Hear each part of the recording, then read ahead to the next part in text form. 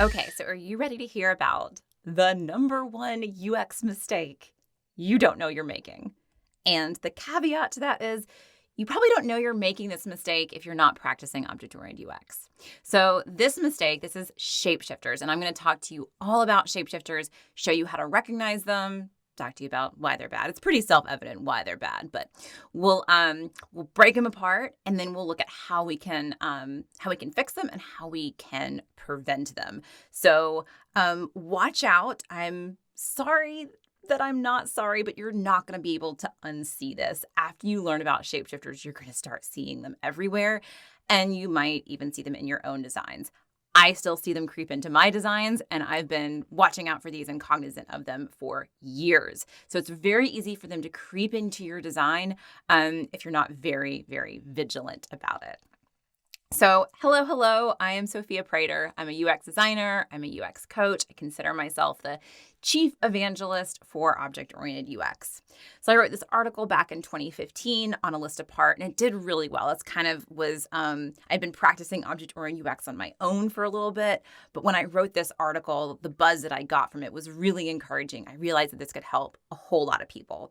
So I wrote some follow-up articles. I started speaking about object-oriented UX and running workshops at conferences, and also within companies going in and training their teams with object-oriented UX because it was just so valuable in my work. I wanted to share it with everybody. It was making my UX work so much more fun and effective and collaborative. So I've been just sharing it for the past 5 years or so. Longer than that, like 7 years. I recently spun up OUX Happy Hour. So that was kind of a response to COVID, but we're still rolling with it as a way to get together. So it is a completely virtual meetup, usually meeting about once a month, where we have a guest speaker to talk about something that is object-oriented related or kind of an object-oriented case study. So I hope you join that. Totally free to join. And then I've got the Object-Oriented UX podcast as well, where I have guests on and we geek out about OUX and content strategy and information architecture and all that good stuff. I also have a certification course, so if you're interested in learning more about object-oriented UX, I'm definitely going to invite you to check that out. It is 22.5 hours of training, all about object-oriented UX. So it basically is a brain dump, a very structured, elegantly structured brain dump of everything I know about object-oriented UX and my process and how I practice it and how I use it in my work. So let's jump in. I want you to imagine a coffee shop. Just close your eyes for a moment. Imagine a coffee shop. Got a picture in your head? So what are you picturing when you imagine a coffee shop? I'm guessing maybe tables, chairs, maybe some sort of counter with a person behind the counter or multiple people behind the counter, maybe one of those walls of coffee mugs that you can buy and to-go tumblers and that kind of thing, and maybe other people. So other people sitting at those tables and chairs, sipping on coffee. All right, so you are imagining things in that world, right? So you're imagining a bunch of things, and you're imagining also kind of relationships between those things. So tables and how the chairs are related to those tables. So I also want you to imagine now a coffee shop that you walk into and you can't tell the difference between the tables and chairs. Or you can't tell the difference between the chairs and the people. Or maybe you can, with intense concentration, you can figure out that this thing that I'm looking at is a chair, but you can't tell what the status of that chair is. You can't tell if somebody's sitting in it or not. Now, this would be a very frustrating environment to operate in. And unfortunately, that's what a lot of our digital environments are like. We enter these digital environments, and it's not so easy to tell what the things are. What are those things of value? How do those things relate to each other? And what are the affordances of those things? What can I do to these things? So we are pattern recognizing creatures. It is how we've learned to survive in this world. So we can take all of these chairs here. I think we can all agree that these are all chairs, right? They're different types of chairs, but these are all chairs. And there's something about it. There's some chairness about these chairs that tell us that these are chairs, because we've seen so many chairs and now we can extrapolate. And even if you've never seen these particular chairs before, you can still recognize it as a chair. Maybe it's that they have 4 legs and they have somewhere to put your butt and they have a back to them. Even one of these chairs doesn't have 4 legs, but we can still identify it as a chair. And then we can even go further. If I ask you now, which one of these chairs is for a child? You probably know, right? What color? What color is the chair that's for a child? Right? It's the red one. And how did you know that? It wasn't by size. Okay, but there was something about that chair that tells you that that is a chair for a child versus maybe an office chair or a camping chair or a chair that you might see like in the back of a church or at a community meeting, right? And then we see something like this. And for a split second there, right? It wasn't a chair. Now, because it's grouped with a bunch of chairs, you can immediately recognize, okay, yeah, this is a chair, just a weird chair, right? If I was showing this by itself, it would probably take more than a moment for you to say, that's actually a chair, but it's also a pair of lips, right? So with industrial design and physical design, it's okay to be kind of quirky like this, right? To kind of play and sort of, be cute, right? Be cute, or do it in the name of fashion, to make a thing look like another thing. But in the digital world, we really want to avoid that because it's already hard in kind of like that 2D environment that our brains really aren't evolved to be perceiving these information environments that we've really only created in the last 30 years or so. So what we want to do with our digital environments is we want to make sure it's really clear to a user what are the things here, and then keep a level of consistency so a user can track a certain thing across multiple screens as it shows up in different contexts. So what we don't want to do, we don't want to thwart that pattern recognition, because that's going to add cognitive load. It's going to cause other problems too that I'll talk about later on. But we're concerned about the user here, and we don't want to add that cognitive load. So in this case, these are some screenshots from old Meetup. I'm going to show new Meetup later on in the presentation. But these are some screenshots from, I think, 2019 or so. And you can see all these little things changing. Now, this is all representing an event, not different types of an event, all representing an event and representing the exact same instance of an event. This event on May 1st, how designers can make an impact through product leadership, all right? And look at all the changes. So they're small, but every time we see a change in something, we are trained to attribute meaning to it. So when it's arbitrary, it's going to slow us down as users. So for example, just how these different cards are communicating to us our status, whether we're going, right? So we have a going check mark, we have yes and the check mark on the other side, a different green, different check mark. And then down on the bottom, we have your next event. So it's sort of implied that we're going. I mean, even where the date is showing up, how the location, where the location is showing up, it kind of moves around. And so all of these small changes are creating cognitive load for the user. They're also making your job a whole lot harder as a designer. The designers on this team designed 3 things when they probably could have gotten away with designing 1 thing. And so they did less, and it would be better off for the user. And it also creates less work for the developer and QA and maintenance, right? So it sort of snowballs. So object-oriented UX is a philosophy for designing our digital systems that respect the fact that people think in objects. And there's a lot of really great psychology research on this that I write about on Medium. So if you're not convinced that people think in objects, go check me out on Medium, please. I really geek out on it there.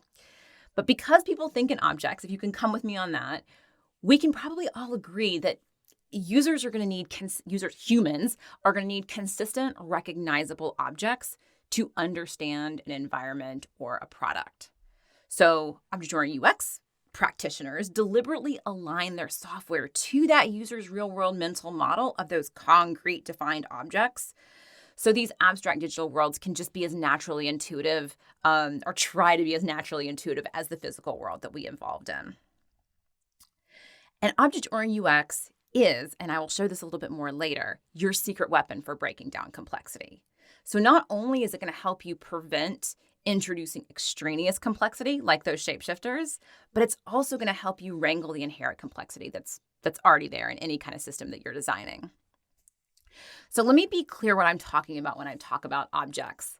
So these, your drop downs and your slidey sliders and your calendar pickers and your buttons, those are components, not objects. Okay? Those are the packaging. Those are the things that actually represent the objects, okay, that help deliver the objects. But they're not what the user is coming to your site or your application for, right? Nobody's coming to your site to play around with the slider or the drop down or the calendar picker. They're not coming to click a checkbox.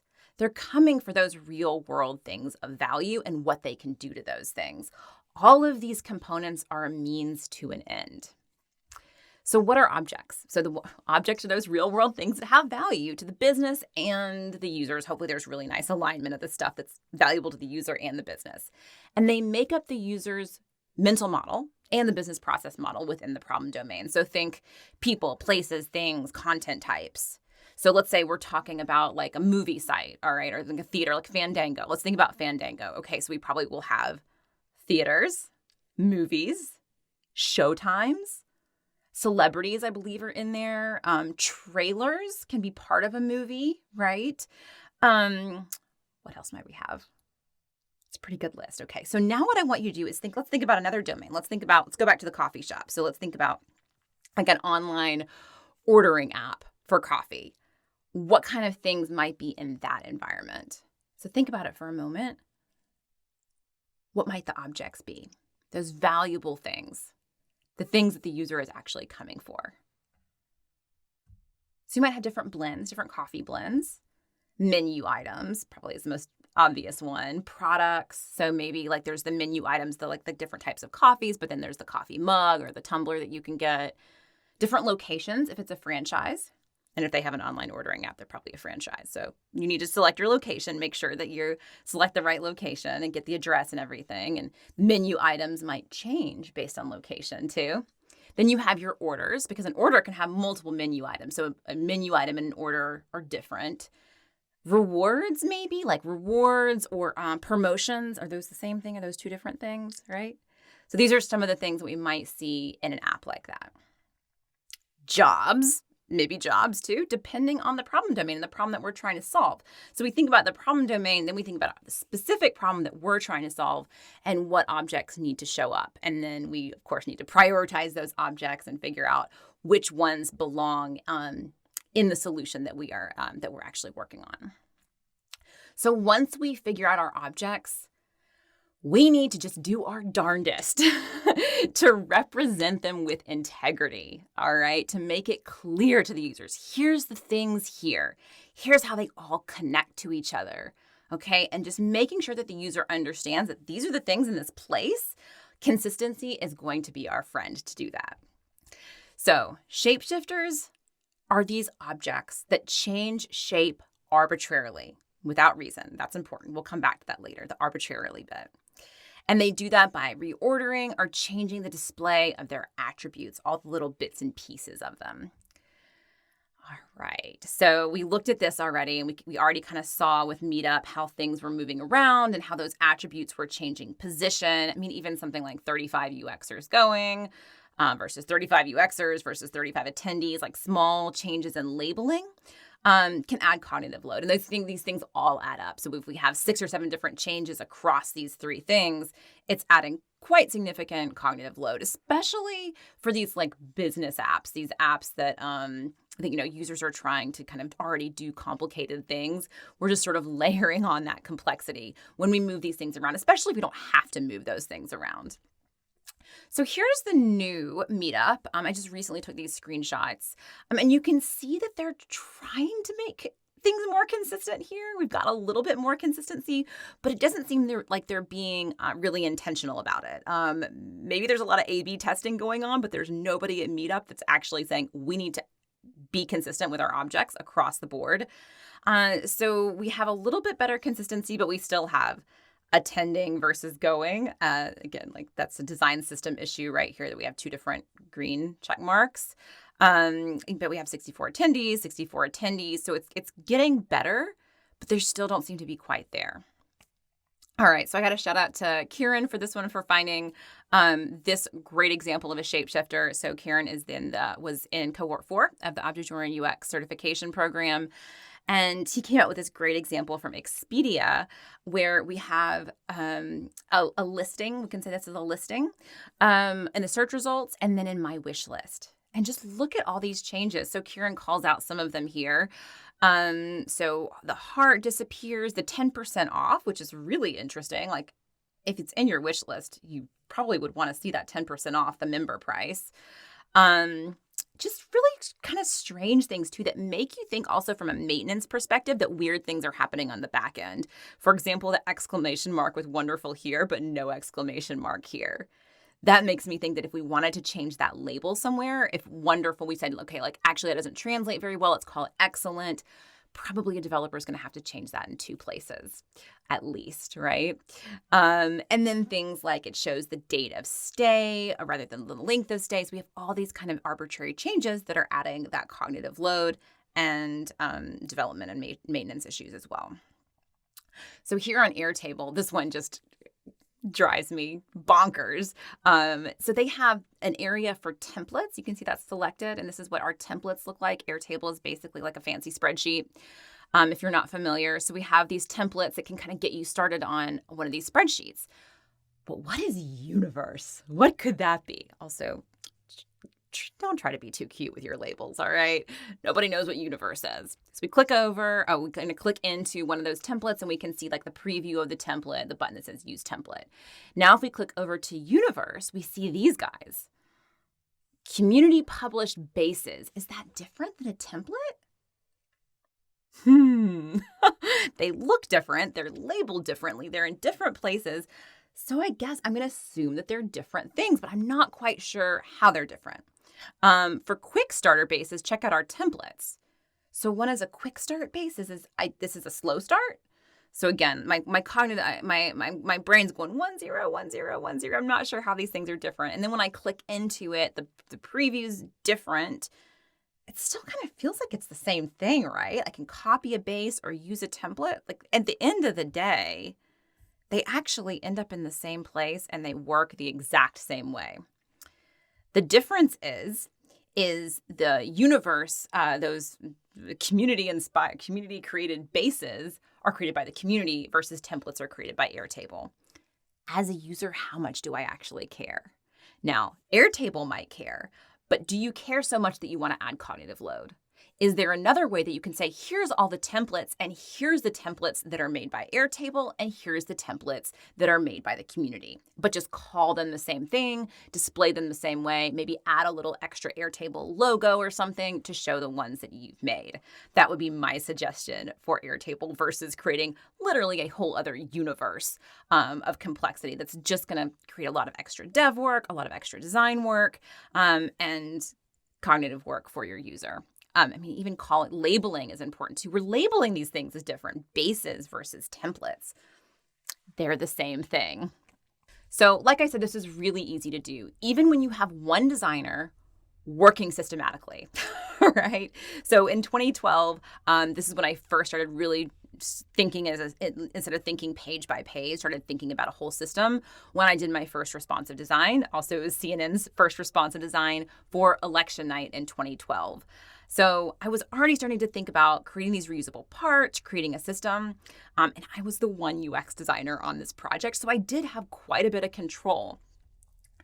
But still, these things crept in. So looking at a state in a map view versus list view, I'm moving things around like crazy. Okay, I moved the position of battleground state. Estimated percent in is represented completely differently. The timestamp, which is actually very important. I move positions. I don't show electoral votes in map view, but I show it in list view. So all sorts of different changes that's adding cognitive load to a user who is probably pretty stressed out. And I want zero learning curve on this. They're using it for one night, for election night, maybe 2 nights. Okay. 2020, it was multiple nights, but You get the point, right? We don't want any learning curve here. So I got to come back in 2016 and kind of do a victory lap, redo everything, make all the changes that things I didn't like about the 2012 design. And I had been thinking about object-oriented UX and teaching object-oriented UX at this point for years. So I was very cognizant at this point about shapeshifters, and I made sure that they were carbon copies of each other. And you will see a little change here. So here we're showing the bar graphs that we're not showing in map view. So progressive disclosure is fine. I prioritized all this information, and I can say, well, if we have a little bit more space, we can add the bar graphs because they're just reinforcing these percentages. So that's fine. If you're being really intentional about how things change around and you've prioritized, maybe you're using a little bit of progressive disclosure, totally fine. So one thing that you might be thinking about is that shapeshifting for context, kind of what I was just saying, but maybe you're thinking, well, what if the price is more important here than it is over here? Or what if the number of people attending is more important before you've decided to attend than after? So maybe you even have some research to show that. Shapeshifting for context is fine as long as you're being intentional about it. We want to avoid, like I said, those arbitrary changes. So accidental changes, which happens just from designing pages in isolation and not thinking about the objects that are represented on those pages. So we want to be intentional, we want to be conservative, and we want to make sure we're research-backed. And when I say conservative, I mean conservative in that even though something might be more important here than it is over here, is it worth sacrificing consistency? And it might be, but it also might not be. So just remember that you are making a sacrifice and make sure that it's absolutely worth it. So we want to avoid extra complexity with that arbitrary shapeshifting, right? We're on board with that, okay? So with OOUX, you'll avoid unnecessary complexity, but you'll also tackle the inherent complexity that there is with grace. We don't want to simplify something too much. We don't want to dumb something down. And of course, we want to avoid unnecessary complexity, but there's going to be some inherent complexity that we're going to need to tackle. And OOUX really helps you do that. So don't take it from me. Here's just a few tidbits of some testimonials about OOUX. I share these with you because I so want you on board with this philosophy and this methodology. So you can go to OOUX.com/testimonials to just read them all. There's a ton there. Just pour yourself a glass of wine and scroll on through. So what I want to leave you with is this OOUX law of attributes. So these are the simple law is objects that are the same should look the same. They should be recognizable, okay? So you've learned how to identify them, right? And hopefully kind of how to fix them, right? You need to make sure that you're clear on your objects and those attributes, but I'm going to give you a little bit more of a framework, all right? So before you start designing your screens, here's the 4 questions I want you to make sure to answer. What are the objects? All right. It can sometimes be easier said than done. So you need to make sure you identify the objects. You have good definitions for those objects. Everybody in the team as a whole is all on the same page on what those objects are. You want to figure out the relationships between those objects and make sure that those are consistent as well. You want to also figure out what are the calls to actions that each object offers up to a user. So what are the affordances for each object? This is a great way to sort of do a functionality audit. And what are the attributes that make up the object? So that's where it gets really important with shapeshifters is understanding those attributes and making sure that they're prioritized. So these 4 questions align to my very favorite acronym in the whole world, ORCA. All right. And the ORCA process is going to save you so much time and effort and energy.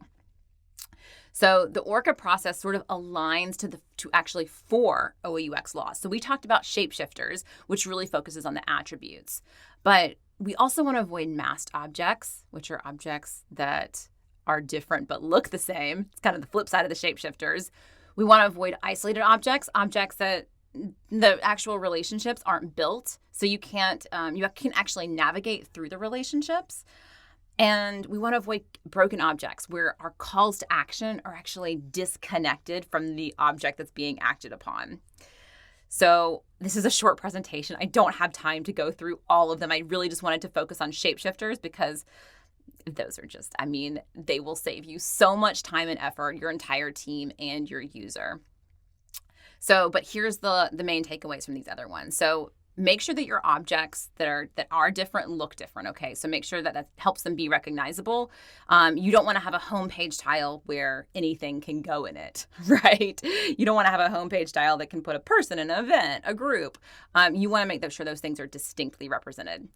Isolated objects, make sure you map out all of your connections and make sure that those connections are reflected in the navigation. So make sure you don't have a lot of dead ends. And then all calls to action should be connected to the object that they're acting upon. So design for direct manipulation as much as you can. And then, of course, objects that are the same should look the same. Keep those attributes as consistent as you can.